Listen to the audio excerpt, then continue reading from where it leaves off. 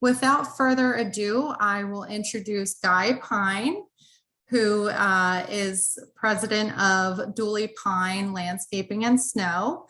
And he's going to do a presentation for us this evening on sort of the state of the industry for snow removal and landscaping. He's going to give you some great tools and tips to utilize with your community. And he will be happy to answer any questions that you have. So I'm going to turn it over to Guy and I will share my screen. Well, thank you so much, Julia.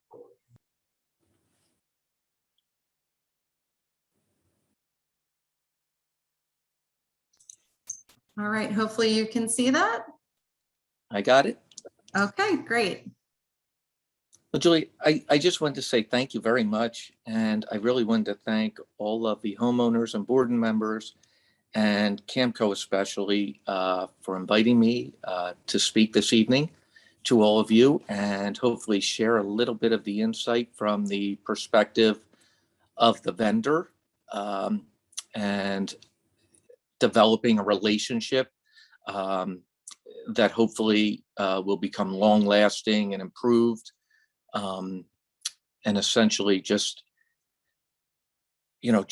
throughout my learning curve and doing this for 30 years and really going to a lot of board meetings and listening to all of the boards. And when I say listening, I really listen. And a lot of what I learned has truly, come from failing. I was asked a few weeks ago, I met with John Deere and was consulting for them to help their state of the industry actually.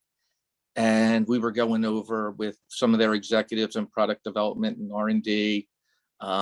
They had pulled me aside for a quick chat, in the middle of the presentation and said, well, how did you get from here to there? It's really interesting. What did it? And, the only thing I could think of was just failing. But the wonderful thing is that my personality allowed me to kind of take constructive criticism and learn from it and listen to what the residents say. And although there may be, 400, 500, 200 boards, whatever you're working for, the majority really share the same concerns. And if you listen, everybody's saying it differently, but what they're seeking is the same end result. And it's really just trying to find a way to patch that and make that work. And a lot of that just comes from trial and error and establishing a relationship. And once that's developed, we have seen ourselves really prosper and, putting a lot of these tools into effect. Things just inevitably grew and relationships groomed. And over time, it's just become a fantastic process. So the trick is really, really just listening. And I just want to say that my philosophies really correlate with CAMCO, and as communities, you are extremely lucky to have this type of service and to have this type of organization representing you. I say that because we work probably with 20 to 30 different management companies all over the country. And I will tell you that without a doubt, CAMCO is always doing everything they can to try to give their communities the best service and to just improve the communications. And most importantly, from my end, they really hold their vendors accountable. And it's such an awesome thing, and it's such a recipe for success. And I just believe so wholeheartedly in it, and I'm so enthusiastic about this. So I'm excited. I really am excited to share some of the tips tonight. And please don't perceive some of these events that are taking place as being overly daunting. That is not my intention. It's just basically to put some facts out there and hopefully try to give you tips to kind of weather the storm, so to speak. So essentially, some of the concerns that you're all aware of, and especially in this industry, and you see a lot in the news with regard to the hotel industry, the restaurant industry, a lot of those are also impacted, very similar to us, with labor shortages, equipment shortages, and material shortages. And those things are what they are. We can't control them, but I'm going to try to suggest some tips to work around them, so that hopefully we can all persevere and be successful together.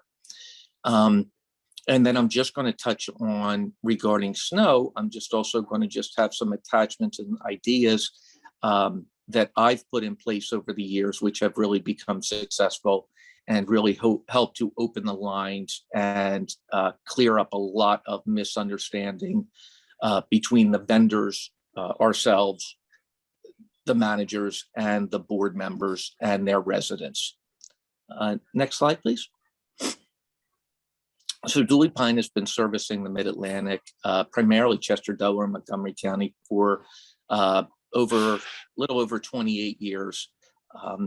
We provide a lot of educational seminars, and I speak to a lot of different companies to try to guide them in what I believe is really the ideal practice, and truly just to become excellent in their field. And by no means am I there, and we make a ton of mistakes and we learn from them every day.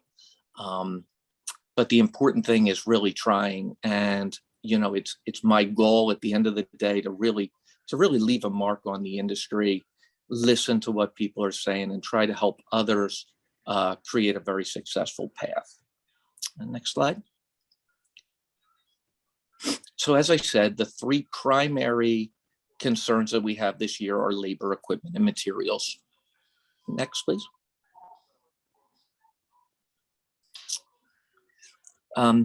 Regarding labor, we've got a couple things in our industry. As most of you know and are familiar with, the majority of contractors utilize the H-2B program. Just to put that into perspective, during the landscape season, or this season of workers, 33,000 workers are permitted into the United States to work on a seasonal basis. To put that into perspective, just try to imagine that all of the restaurants and all types of industries are trying to get the same 33,000 persons, and unfortunately it's just extremely difficult. That when they do a random drawing, there's actually, I believe last year it went from A to E, and we were group B and again didn't get them. So this was my 7th year of spending probably $40,000 to $50,000 for visas, which didn't come to fruition. So it has been extremely difficult. As we all know, that the border has really been on severe lockdown for about 6 years. There's been a lot of fear of deportation, and a lot of the workers have left. COVID has really exacerbated the problem, and a lot of the analysts actually state that the labor population that we have to work with has potentially reduced as much as 50% over the past 6 years. So it's really created trying times, and I'm certain that many communities have seen on a firsthand basis. Let's see here. Excuse me, just one second. Additionally, and we'll tap into this, and just so you're aware, a lot of if I'm trying to bounce through these slides a little bit, some of the things when I get into the landscaping segment will overlap because the concerns are very similar. But just to put into perspective, at this time, we can expect an entry-level landscaper that works for us with really no overtime to make anywhere from $40,000 to $50,000 at this time, which, as you can imagine, is much higher. Probably 28 to 34,000 was about the average as little as 5 to 6 years ago. And snow shovelers at this time are commanding $32 per labor hour, and that's their cost. So as you can imagine, that has also increased from $22 an hour about 6 years ago. So drastic increases. Next slide, please. had a question. Are the employees 1099? That varies. Some it depends on snow removal and landscaping. All of our employees are actually not 1099 employees. Many shovelers fall under it. There's a lot of parameters that go into qualifying individuals to be a 1099. For instance, they have to provide their own equipment. They have to get themselves to the job. They really can't operate with direction. And if I was to, for instance, if they're at one of your communities and they want to work from 10 to 4 and that's it, I cannot hold them, ask them to work any longer. I can't dictate their hours or parameters. So Dooley Pyne for snow removal utilizes, last year we were at about 550 laborers that we used. And right now we're looking at about 700 to 720. So you can imagine that is a very, very complicated and difficult number to maintain. During the landscaping season, we don't have any employees that are 1099. Dooley Pyne really doesn't sub out with companies either. We tend to do everything in-house. We own all of our equipment and we employ and hire within and promote within. Great, does that thank answer you. the question? Okay. Yeah. Regarding equipment, and I was actually just speaking to Julie a little early in the segment. I spoke to two very, very prominent landscapers today who both called me asking if I had any solutions for them. They are unable to find equipment anywhere. In fact, both of them are going to South Carolina and as far as Florida, and within the next week to try to secure equipment that has not been that's not being utilized in areas where there isn't snow. Essentially, when you see dealerships or anything, and you see large pieces of equipment or anything on the lots, or just like the auto dealerships, what you see there, typically all of that surplus that is there at the end of the season is utilized for rental purposes. I would say that 90 to 95% of the contractors, probably closer to 95%, rent almost 100% of their equipment, which is a little nerve-wracking at this time. When I met with John Deere, and I also speak to Caterpillar relatively on a weekly basis, and Boss Equipment, who's very prominent in the snow removal industry. These companies are not producing anything in 2021 that was not ordered in 2020. So for instance, we put in an order for 6 additional skid loaders last year, 2 wheel loaders, and a whole slew of equipment. We invest about $1 million a year. We put in that order in 2021. And as of now, I would say that probably 80,000 of the $1 million of equipment has actually landed. I have been promised it, but there are concerns, and but like I said, only things that were ordered in 2021 are being produced ordered in 2020 are being produced in 2021. Any new orders that were put in this year, even as early as January, are not going to go into production until the middle of 22. So there is simply nothing out there. And a lot of this falls into similar situations with the chips, shortages, and so on and so forth that the car industries are dealing with.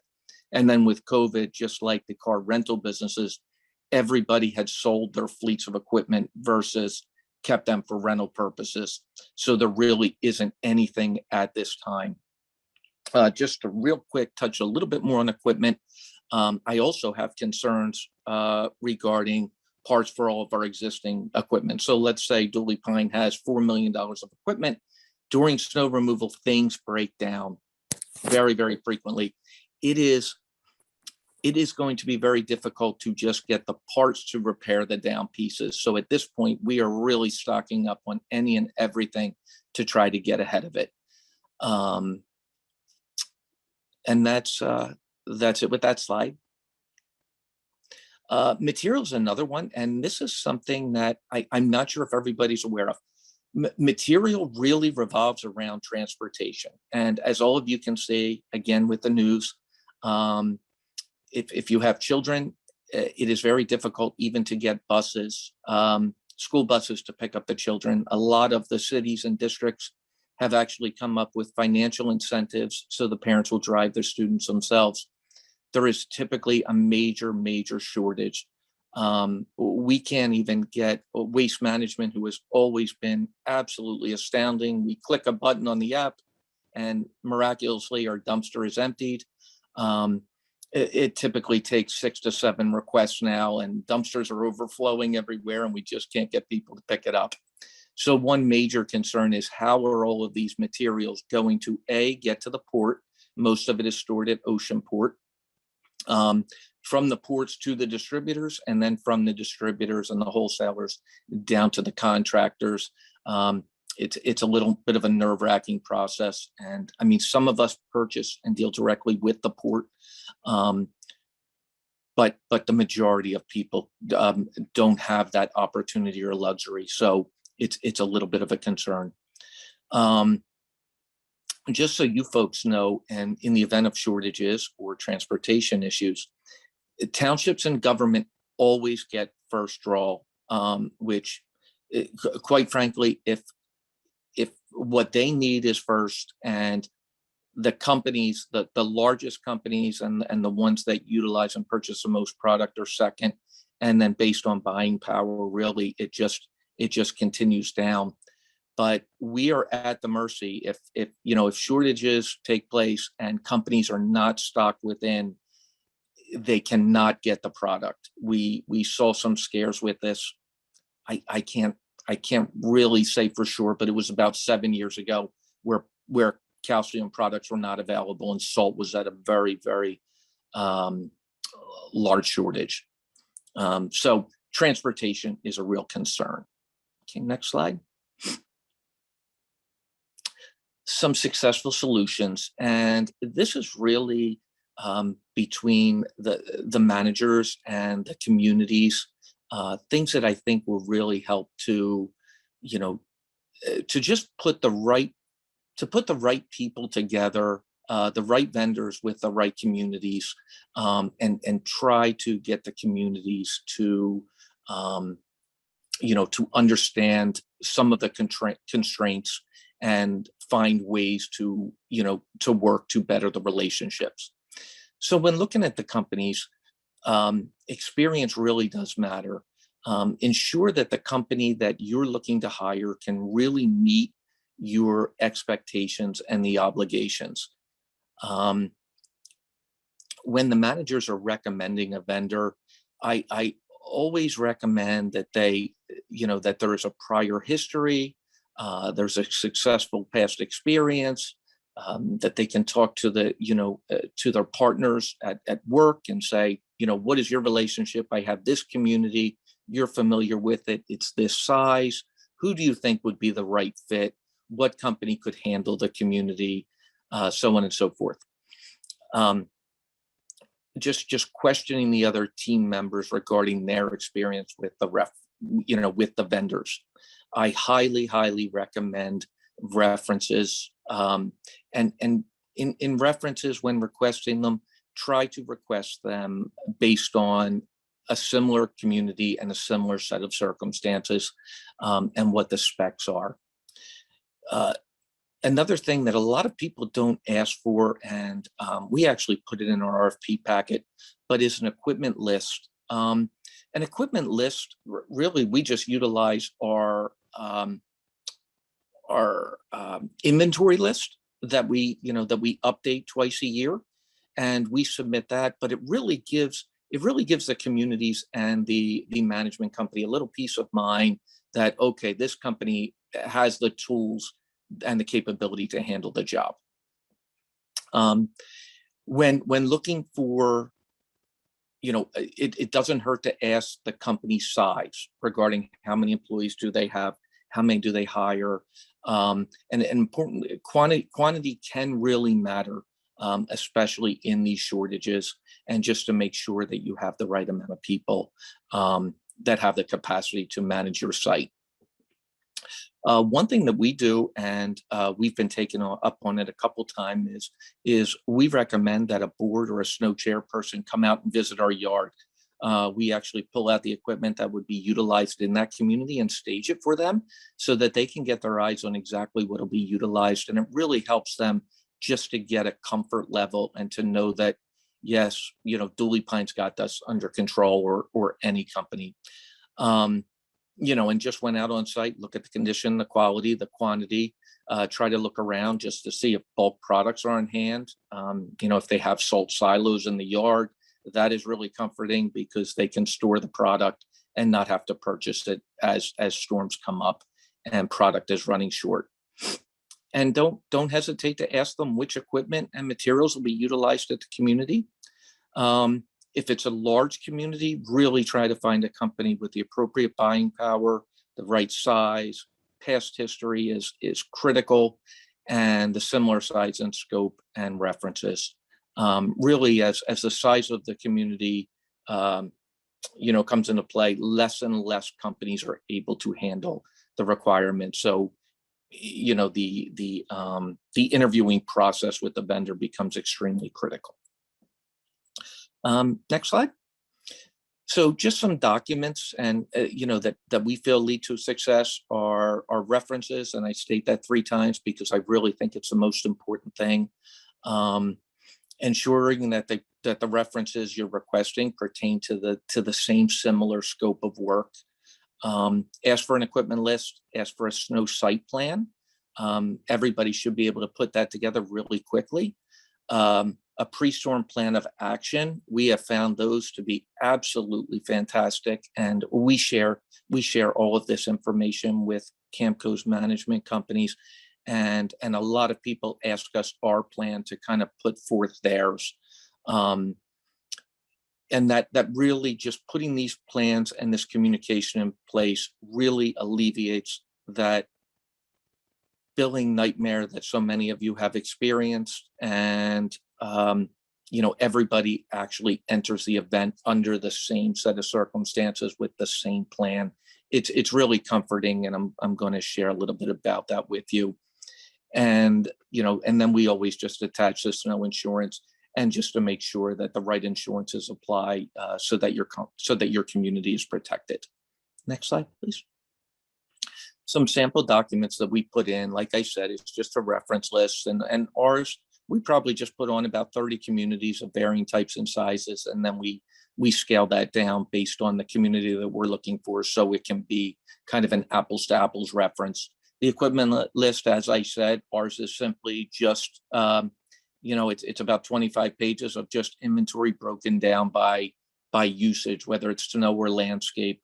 And we just kind of share that so that communities can understand that, okay, these guys have what's in place to handle it, and there's some backup equipment. Just trying to put everybody's minds at ease. Next page.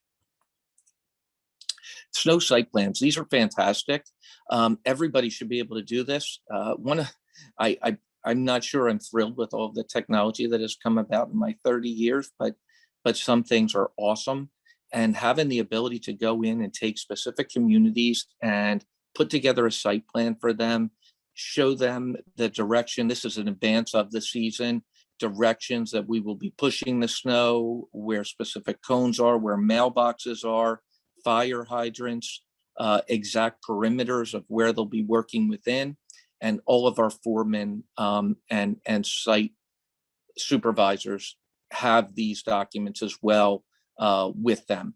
But these are something that if the community has, it's really, hey, what is the plan? Okay, they've laid it out. Here's the plan. This is the intention. It doesn't always go that way, but there's a plan in place, and we can always revert back to that. Next slide, please. Plans of action. These do not have to be fantastic, but it's a great thing to ask your vendors. What are you envisioning? Just we have general templates, probably about 40 of them for every type of event that could come up, with different types of circumstances that we put together and we share with the communities. We try to notify the communities of, and these go one step further once we send them out to the individual communities, but we try to state the time that we're anticipating being on the property. We try to put out, all of the temperatures and all of the data in a much more condensed way than WeatherWorks, to kind of try to simplify the process. And it's really just, we're sharing our service plan based on what the industry standards are and looking for feedback on that and modification. And like I said, these are always up for modification and they can even be declined, but it lets all of the parties know what our intentions are. And the fantastic thing is nowadays, what we did not have in the past was the ability to actually, reach out to the entire community and tell and share the plans of action. The managers can do this and the board members can do it, and really just put people at ease. The snow is beginning at 3 p.m. and the contractors are expected to be on site at 7 p.m.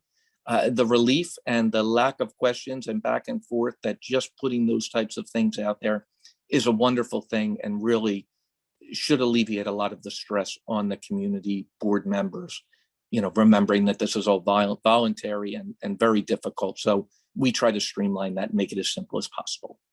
Next slide, please. Additional documents. Most of your contractors should subscribe to WeatherWorks. If they don't, I highly encourage you to. You pay for the service based on zip code, and it really goes in and takes, the three channels 3, 6, and 10 and condenses it to a very, very specific geographic, and lets you know what they're preparing for. And, this is the data that we utilize to put together our snow plans. And then the snow insurance certificate is extremely important. A lot of people have the insurances, but they do not have the snow insurance. So just be extra cautious with regard to that, because it is something that slides through, and it can be something that, the communities really need this for their protection. Next slide. Regarding the maintenance, a lot of this is overlap.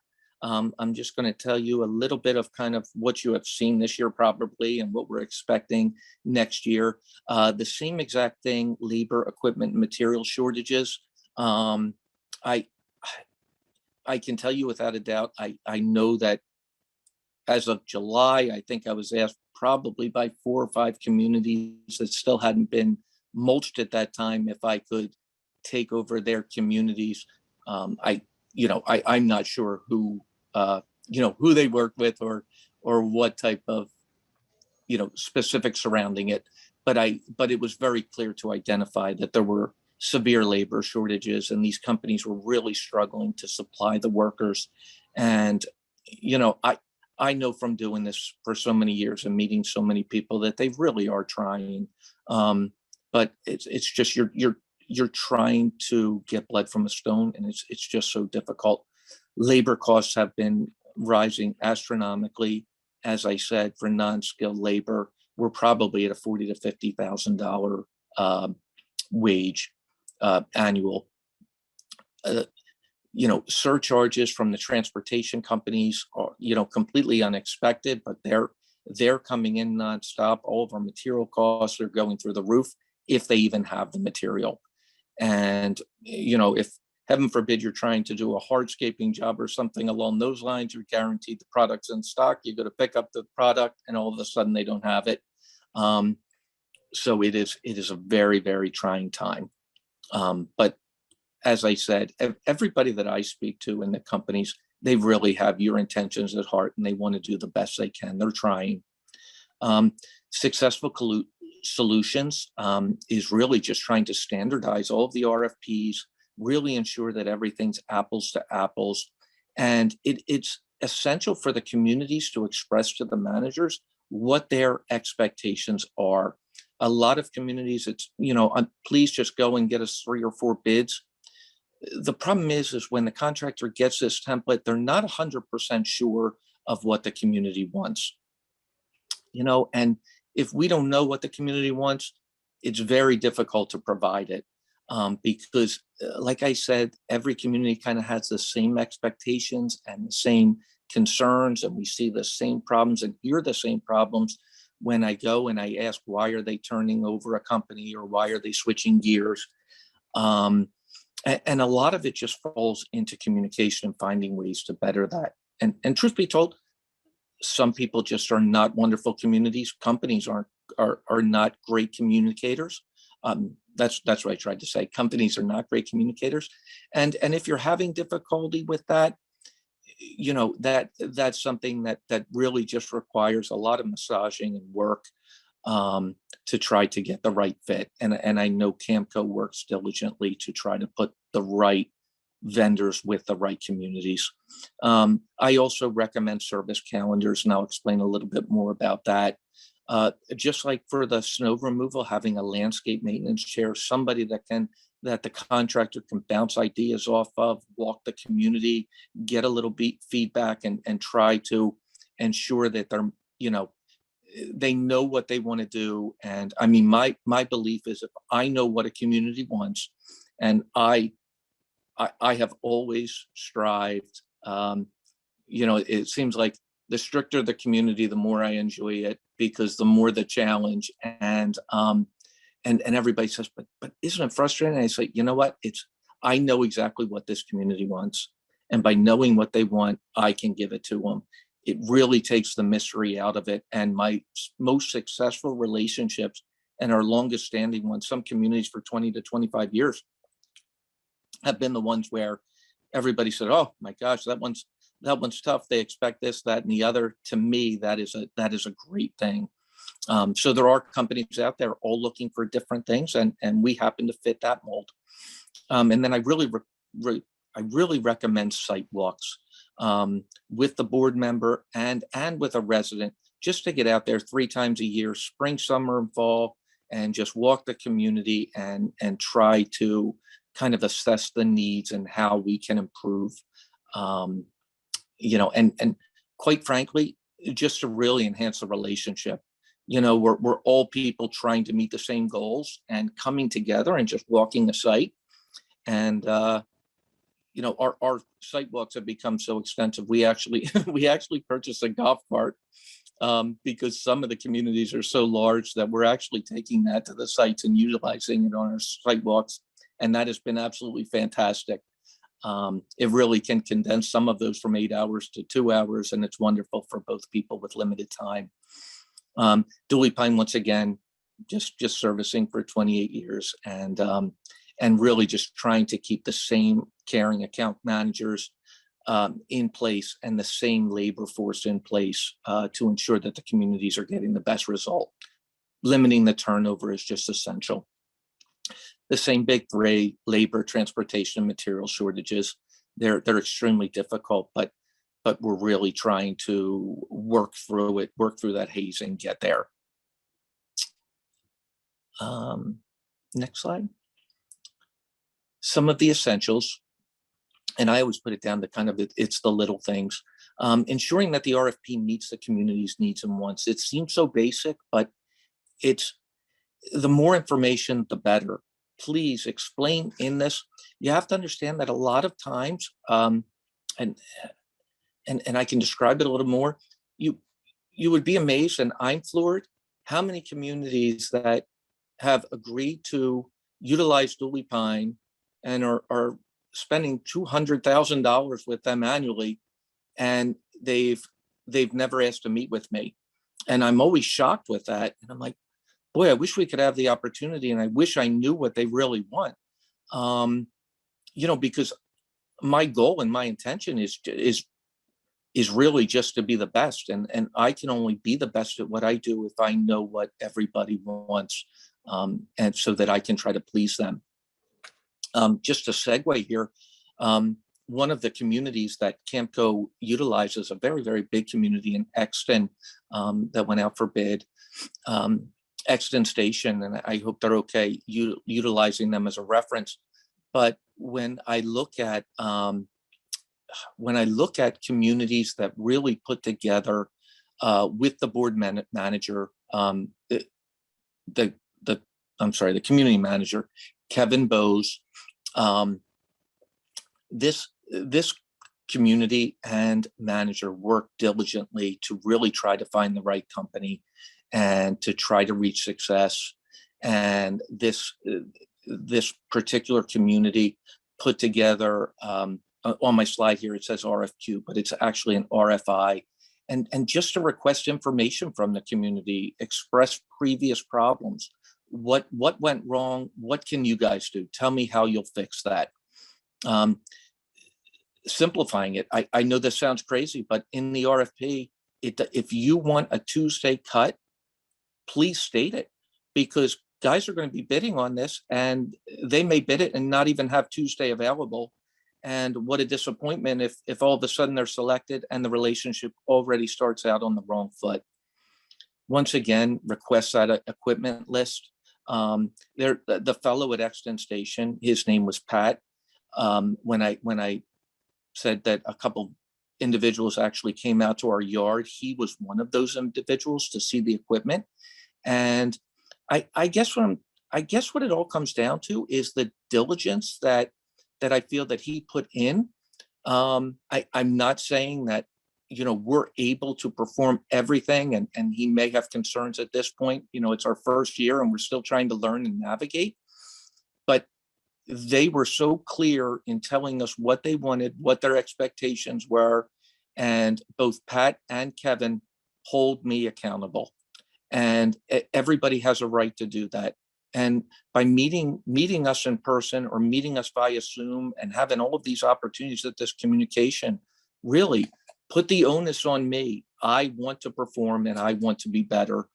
And by doing these and really, asking the questions, getting out ahead of it and doing your due diligence, it really does help to get that relationship gelling, because it's a triangle situation where you really need the property manager to gel with the contractor and the board.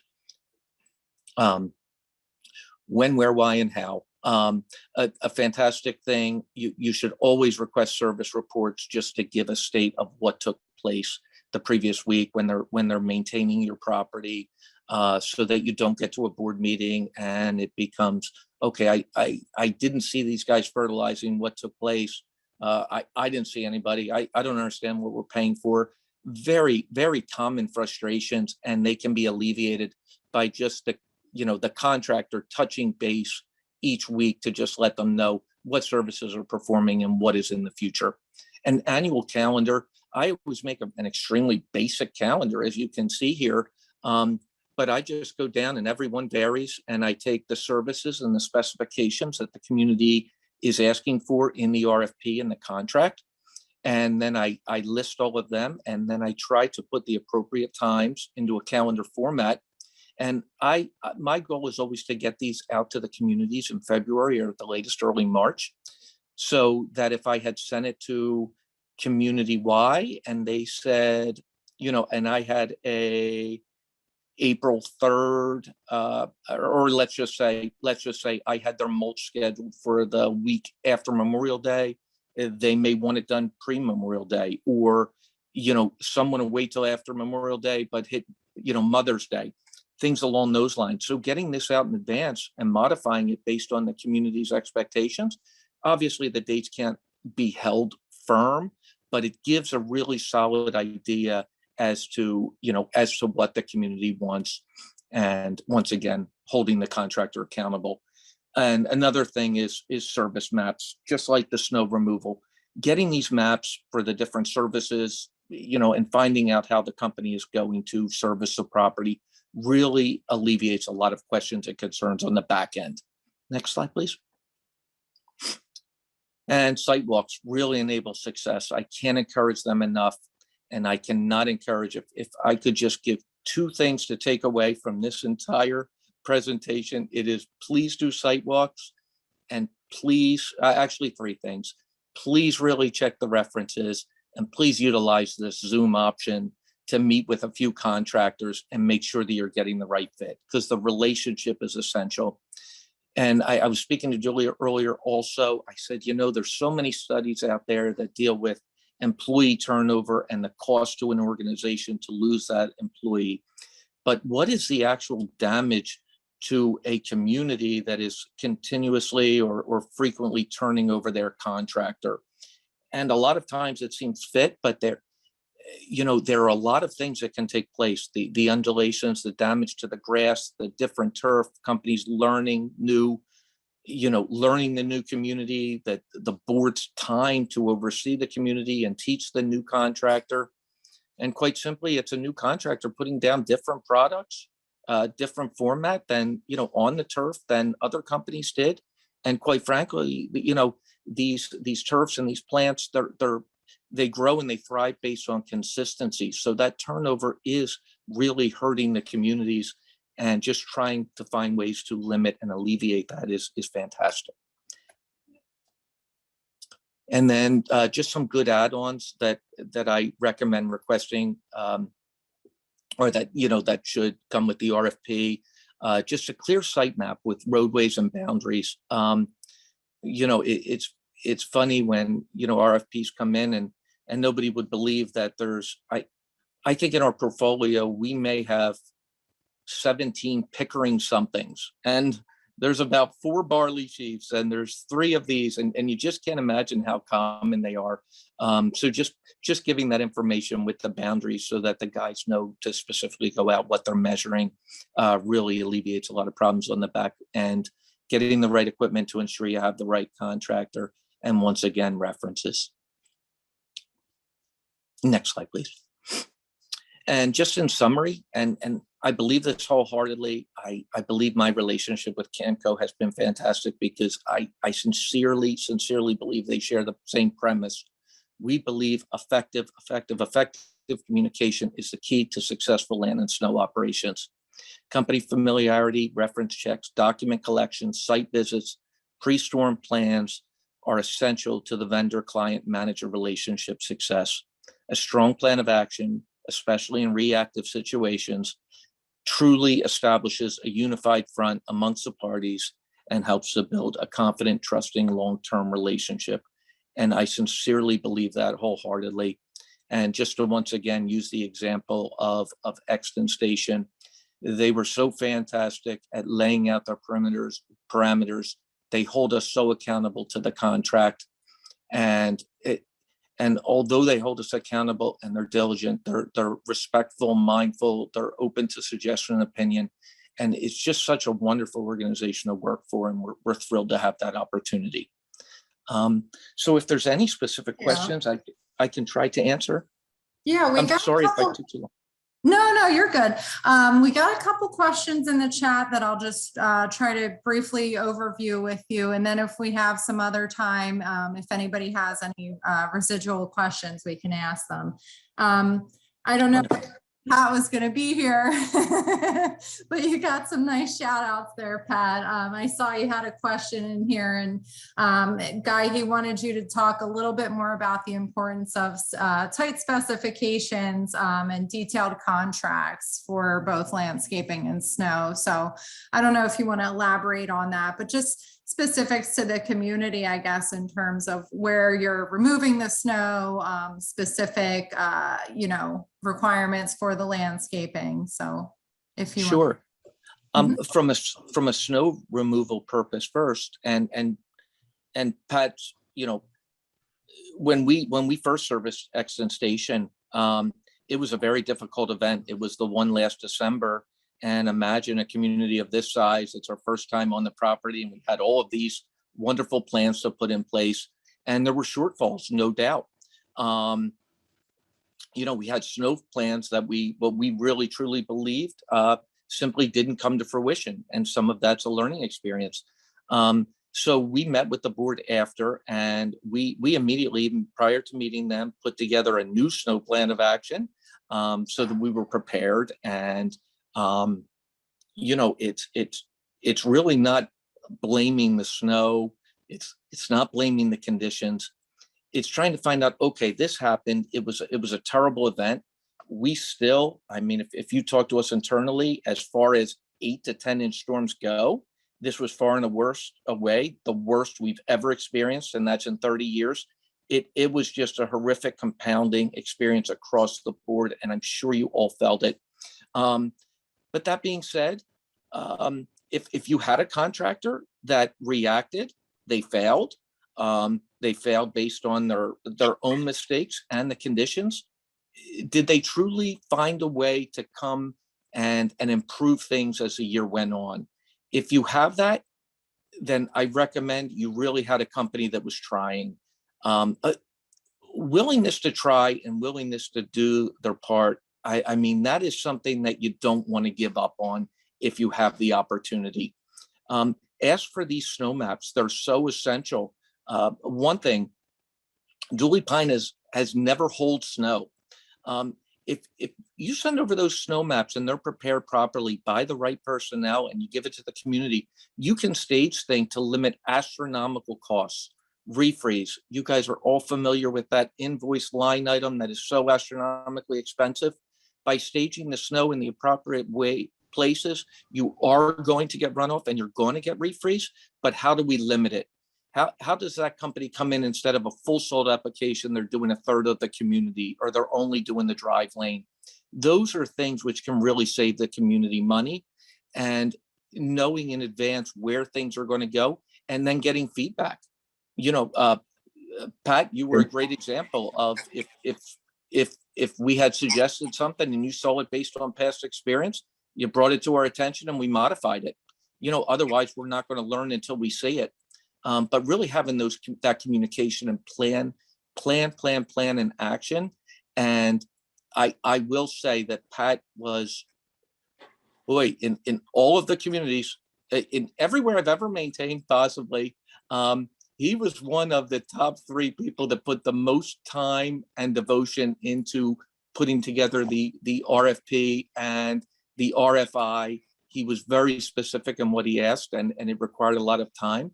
But I think we've developed a relationship and we understand one another's expectations. And we just try to simply meet Pat's expectations regularly. And Kevin Bose has a very, very personal, wonderful way, a leadership technique where he holds us accountable and makes us do better. And, we see can that you with a lot of address the various types of salts that can be protective for plants and animals versus salts for the road? Yeah. Regarding this, and it's very difficult. I always have a problem with this, and I'm sorry, because my belief here's the situation. We have communities that recommend a lot of pet friendly products. All of you have seen different colored products going down on the walkways. This is all different types of calcium products. Do I believe that there is a pet safe product? I do not. Same with, or like an organic fertilizing company. If companies come out and they preach that they are organic or green or doing this, they are strictly talking about, straight fertilization products during the summer months. But you cannot kill a weed without putting down, the proper pesticides and different products. So I feel that they are safer. I do. But I'm not certain that there really truly is. We look at these MSDS seeds, and I've actually had scientists on boards that have looked at them, and quite frankly, they have said to me, I don't believe it is either. It's kind of a farce. But it does put people at ease. But you're always trying to search for the product regarding, the safety, what melts and reacts at our temperatures in this region, and try to give you the quickest, safest melt without the reoccurring refreeze. And that's the balance we try to seek. Does that help answer it? I mean, regarding calcium products, please understand that they can go anywhere from a more salt-based calcium product that somebody might be putting down at $4 or $5 a bag, which will, corrode your concrete, all the way up to $18 per bag Now, the understanding that we purchase these by tractor trailer loads, I mean pallets, 18 pallets of 50, bags a pop are coming into our yard every 2 to 3 days. So an astronomical amount of product and an astronomical cost. And it's really just trying to find the balance between the communities. And we do have ones that request, they specifically want this product and we give it to them. But like I said, I would not put myself out there to say, I truly believe this is the safest product, because I'm not sure if they are 100% pet friendly. Great. But there's a huge gap. There's a huge gap. You really want to find a product that contains more of the calcium versus a salt-based, and hold that contractor accountable and request the MSDS sheets. That's probably the most important thing that you want to do, to make sure they're just not putting down a salt mixture and eroding your concrete. And one more thing, just on that note, if you have newly cured concrete, please consider, and I always recommend magnesium under those circumstances. Very similar to calcium, but magnesium under a newly fresh concrete surface that was done that season, those areas should really be handled with magnesium products. And most contractors should have fluoride, correct? It'd be Yes. magnesium fluoride. Okay. Yes. Hey, Guy, we had just because we were running out of time, but we did have a couple of questions brought up regarding communication from the vendor, especially during snow events. And I know, on the landscaping portion of the presentation, you mentioned, landscaping committee or liaison for snow removal. Do you suggest within your company maybe a snow captain or a snow committee within the communities that could potentially have contact with, say, Dooley Pyne or whoever the community is using? And do you typically use like email on an email basis, or do you sometimes give out telephone numbers for texting capabilities of those who would be on site? You got it. Most simply put, the majority of our communication with our plans, for instance, is done through email, which puts everything in writing, and we all have this information accessible if anything comes up on the back end. So it's fantastic that we kind of all agree to the plan in a written format, so there aren't questions after. One of the things that we put in our contract and in our RFP, and if we're asked, we always ask for the community representative, especially during snowfall, that lives in the community, that can kind of work with us to establish a plan. It's never our intention to sidestep or overstep the management companies.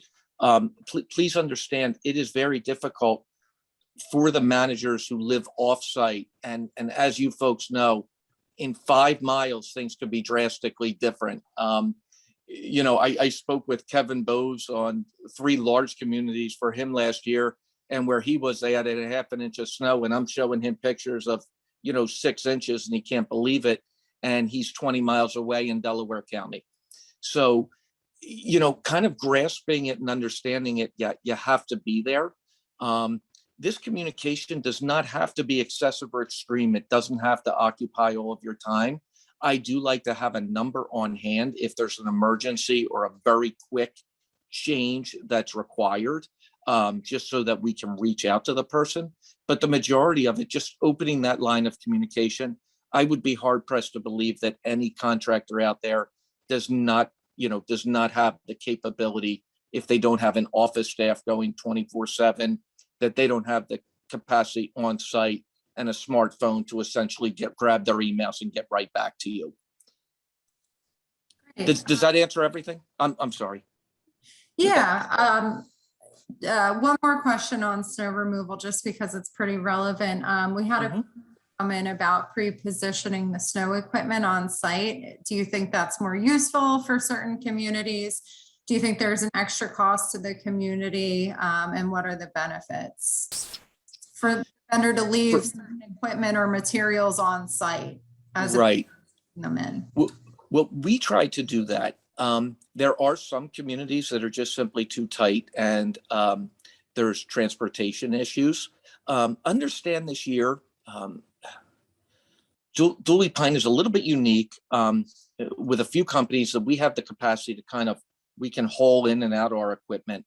A lot of the companies on different scales, they don't have that luxury. So if they're getting a rental, they're going to need to rent it for at least the season. Nobody would rent per storm, and it's extremely expensive. I mean, just understand when you folks see a skid loader line item, understand that has to be rented from November 1st till April 1st.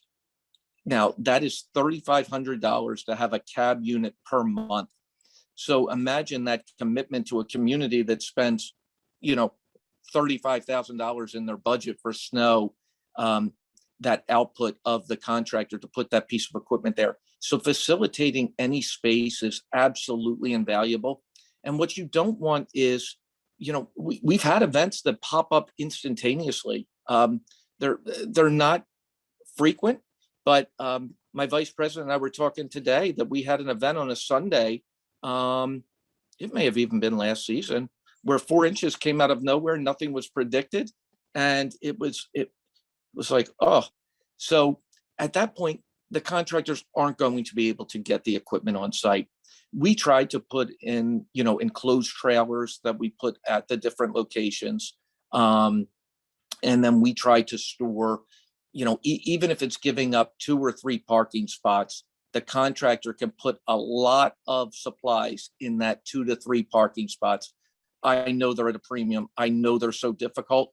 And I know a lot of this stuff is unsightly, but it'll definitely put you at ease to have this stuff there and know that all you need now is the guys to get there, not their equipment. I would find it extremely comforting. Great. Yeah, we've had that sort of argument before with certain communities. We did have a final question too, that are you able to share some of the documents or the presentation that you had? Can I circulate it to our board members for their reference? I mean, obviously anything specific to Dooley Pyne, any of your specific documents, we don't need to send, but maybe just to give some of the board members ideas on some of the topics that you discussed. I think it will be helpful for them and their communities, especially with their individual vendors. So you and I talk about that offline, and then I can share this recording with all of our board members and any other documents that you may want to share. Honestly, please feel comfortable. My whole goal is really just to, if you have, like I said, if you have a company that is doing a good job, they're trying, you really feel a concern and a passion, don't give up on them. If you really feel the need and you're not getting the communication and things along those lines, I understand it. You need communication. That is number one. And sometimes just doing simple things. One thing I apologize for, and that I didn't stress enough, that is fantastic. When we send out when we send out our packet and it comes back with the manager as the contact, we kind of cringe internally, because not that we don't enjoy speaking and working with the managers. We're very familiar with them. The problem is that we call them and they don't know what to do. And they're asking the board, and the board, it's going back and forth. And at the same point, the snow is compounding and things are taking place. So ideally, a delay in service can really be extremely costly to the community. These are numbers that your landscapers are not familiar with. They're used to dealing with an $18 yard of mulch, getting salt products at $150 a ton and things along those lines, and dealing with this type is extremely large dollars. This isn't what they're accustomed to on the landscaping end of the business. So, when they put together these plans, or they're putting into something place, really entertain it and give it thought, and understand why they're coming up with that. And please know, and CAMCO knows specifically, I mean, as I said, we put our snow plans out. We give it to all of our managers. We give it to our communities. Everything I have that will help your relationship with your current vendor, I'm happy to share, because it's really nice for everybody to prosper. And, you know, if you can prevent that turnover, save money, and you have a company that is really trying, I don't see a reason to change. You've got the desire there. Now you just have to, you know, all come together to find a way to, you know, just make it gel a little bit better. Great. And if anybody does have any, I'm sorry, if anybody has any follow-up, my email is also on this presentation. That the presentation can be sent to everybody. Please don't hesitate if you have something, and one of the managers on call. I had a call a couple last week from a presentation that I did. The manager was stuck. It was a little bit, we weren't able to go to that geographic because of the conditions. We're afraid to go outside of our immediate box, obviously, because, you know, we don't want to fall short-handed. But I was able to find contractors in the area and recommend them to them. So that service is also there, you know.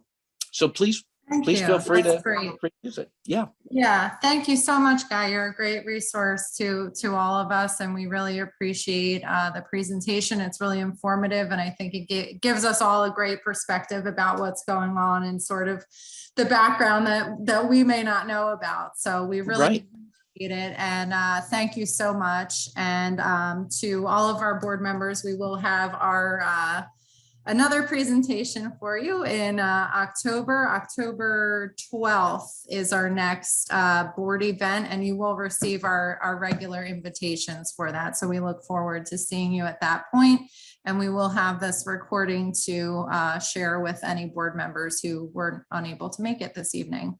So thank you so much, and have a good evening.